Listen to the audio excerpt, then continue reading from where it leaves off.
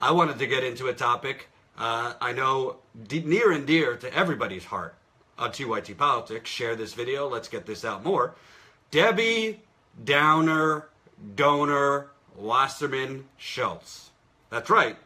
Debbie Downer Donor Wasserman Schultz. This woman, you can't speak about this woman without scandal or corruption involved. Can't do it. Debbie Wasserman Schultz is in the news again. In fairness to her, it is not her who has been arrested, but her IT staffer. His name is Imran Awan. Him and family members of him have been longtime IT staffers for the House of Representatives in Congress. Imran Awan was actually on Debbie Wasserman Schultz's payroll in particular. So although he and his family had a business where they were doing IT for many House members, he was specifically worked for Debbie Wasserman Schultz and was paid by Debbie Wasserman Schultz's office. Let me just make sure. Imran Awan might be mispronouncing. I apologize. So let me read you the story. In sadness, it's from Fox News, but I've read and then read other stories.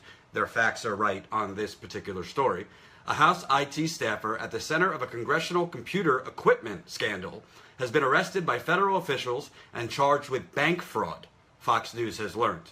Fox News has told officers and agents from the U.S. Capitol Police, the FBI, and Customs and Border Protection were involved in the arrest of Imran Awan at Dulles International Airport. Awan, 37 of Virginia, pleaded not guilty Tuesday to one count of bank fraud during his arraignment in federal court in Washington, D.C. He was released but will have to wear a GPS monitor and abide by a curfew.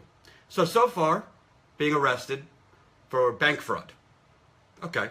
Awan was also ordered to turn over all his passports. A preliminary hearing is scheduled for August 21st. Law enforcement authorities for months have been looking into how Awan may have double billed the House for equipment like computers, iPads, monitors, keyboards, and routers. Several relatives of Awan worked for House Democrats and were fired months ago. Awan, however, was kept on staff by Representative Debbie Wasserman Schultz, or as my friend Jimmy Dore says, Debbie Wasserman Schultz! Even though he was no longer allowed access to the House server network. Wasserman Schultz, though, has now fired Awan. Spokesperson David Dameron said in a Tuesday statement, Mr. Awan previously served as a part-time employee, but his services have been terminated. No charges, evidence, or findings from the investigation have been formally shared with our office, so we cannot comment on them. Okay. So, I gotta be fair. So far, it seems like Imran and his family staffers and whatever shenanigans they were pulling with IT and the House, so far in this story, we can't point to Debbie Wasserman Schultz. So just because we all have our thoughts on Debbie Wasserman Schultz, we can't be unfair. However, it gets better. It gets better. And share this video. Let's get this story out there to more people.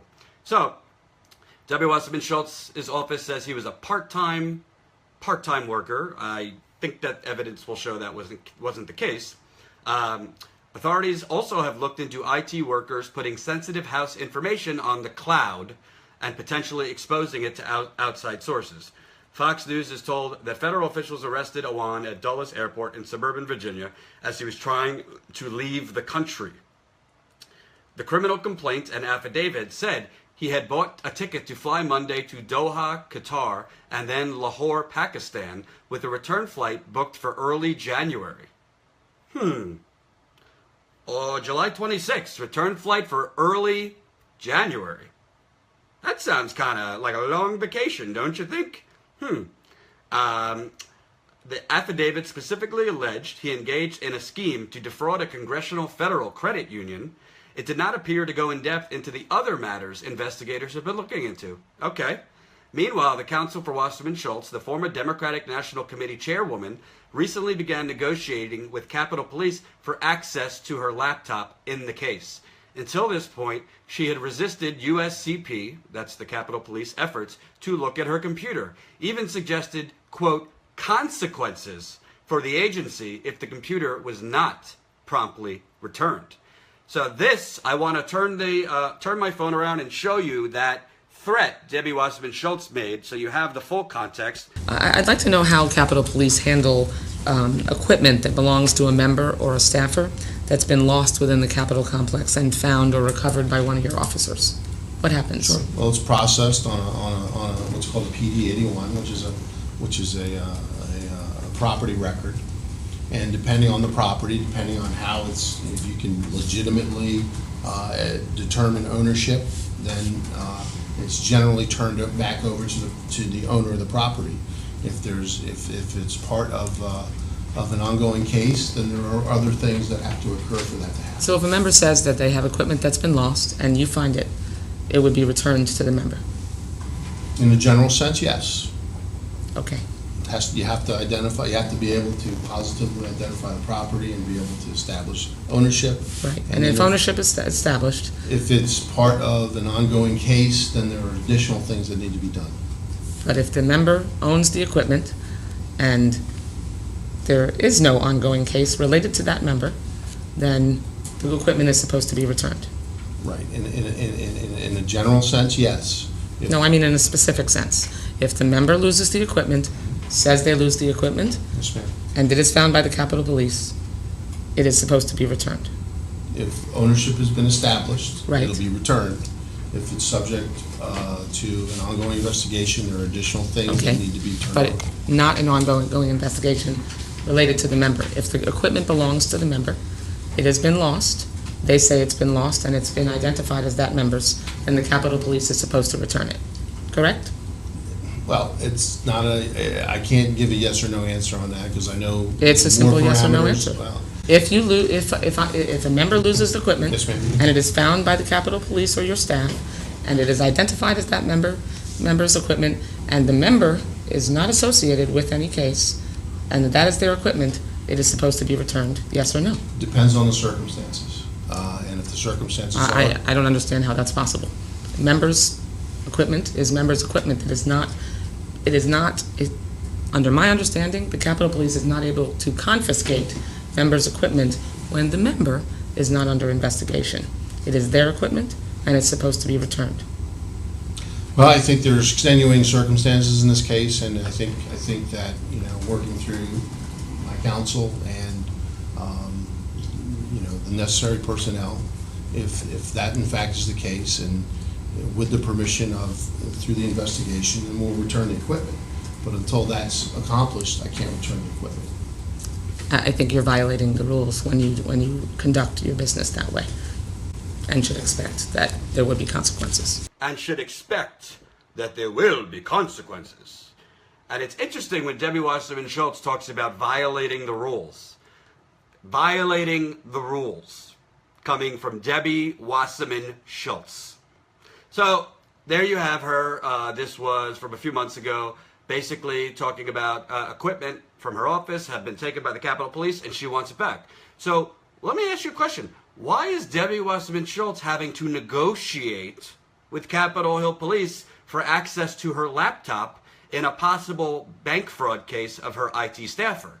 Now, I'm not saying that there's anything on her computer that suggests her office or she did anything wrong financially. I need evidence or facts for that, so I'm not going to speculate. But so there's no evidence that she directly did something shady with finances. However, why do you have to negotiate? Why do you have to negotiate to give access to the Capitol Police in a criminal investigation into your staffer? Is there something on your computer that you don't want Capitol Police to see? Is there something on your computer that pertaining to the election last year and the campaign, or you as the Democratic National Committee chairwoman, that you don't want Capitol Police to see?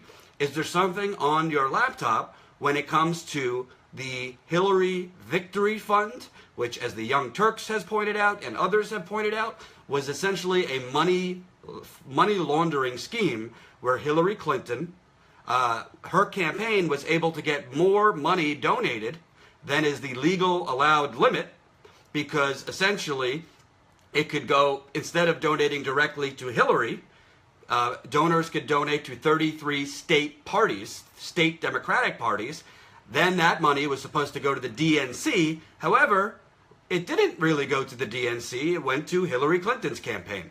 That would be the Hillary Victory Fund. Look it up, folks. So, is there anything on her computer she does not want the Capitol Hill Police to see in relation to her time as Democratic National Party chairwoman, her time maybe as a congresswoman, the Hillary Victory Fund, or any other finances? Now, there are some on the internet that like to pass around speculation, like to pass around theories. I am not going to do that. I have to be fair and consistent. I would say this about anyone, so I have to be fair. I don't have evidence, and you don't have evidence, that Debbie Wasserman Schultz has at this point committed a crime when it comes to her IT staffer. So that's important to say. You might not like that I'm saying that, but that's the facts. We don't have evidence of that yet. However, we do have evidence that she's not an ethical person. We do have evidence that she's not an ethical politician. We do have evidence that her DNC worked aggressively to elect Hillary Clinton and get her the Democratic nomination. We do have evidence that she tilted everything from debate schedules to planting negative stories with the media against Bernie Sanders, which is not being a neutral party.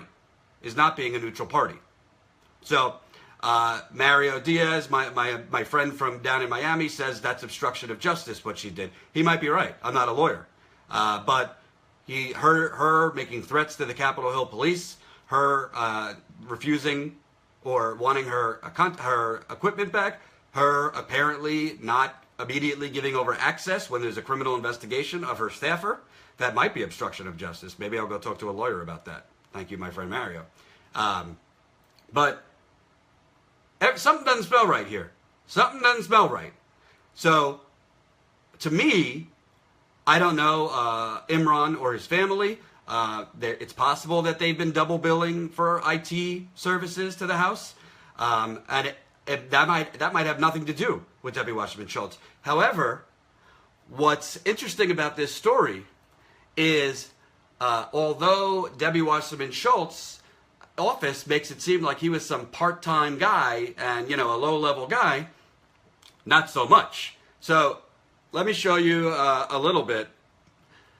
This is actually from a Medium post that Tim Canova, who is now running again against Debbie Wasserman Schultz, wrote. So we also have some idea of Awan's close relationship with Wasserman Schultz from the DNC emails released by WikiLeaks.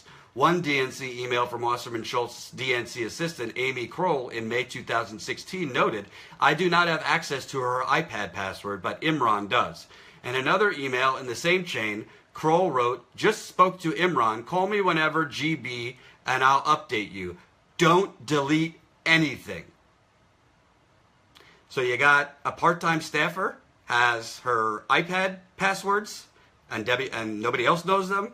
I don't know who GB is, but that doesn't seem like some part-time staffer that doesn't have Debbie Wasserman Schultz's trust. And when they're saying don't delete anything yet in all bold. So the bottom line is, folks, this guy, her IT staffer, was trying to flee the country abroad for 6 months. Debbie Wasserman Schultz won't hand over her laptop to Capitol Hill Police. I'll read you the last part. Meanwhile, the counsel for Wasserman Schultz recently began negotiating with Capitol Police for access to her laptop. Until this point, she has resisted USP efforts to look at her computer, even suggesting consequences for the agency. Awan and his relatives worked for House Democrats for more than a decade, earning hundreds of thousands of dollars, but Awan declared bankruptcy in 2012. So, something does not smell right here. I don't care if Debbie Wasserman Schultz isn't the DNC chair anymore. Corruption is corruption. She won re-election in November in the Florida House of Representatives. She still has a say in the Democratic Party, even after she was forced to resign in disgrace. You had Vice President Biden went down for her. Nancy Pelosi recently went down and did an event for her. She's still a very, very large figure in the neoliberal corporate Democrat establishment. And right now, her top IT staffer, almost tried to flee the country, and she won't hand over her laptop and has threatened Capitol Police with consequences if they don't hand equipment back to her. If that's not corruption, if that's not a call for further investigation, I don't know what is. I don't know what is. So, like I said, Tim Canova is running again against Debbie Wasserman Schultz. I'm sure he has plenty to say about this. So, follow his stuff. I should be actually speaking with him. He'll be in New York, I believe, later this week, so I should be speaking to him in person.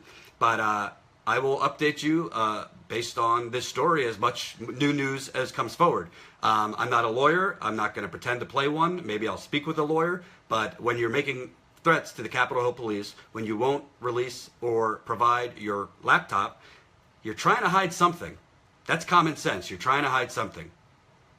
We'll get to the bottom of it. Thank you for watching. Share this video. You could follow me on Twitter @JordanSheridan. You could like my Facebook page. I have a public fan page. Like it on Facebook. And my new chapter 2 of my new book, Corporate Con Job, is out now. It's on how the corporate media welfare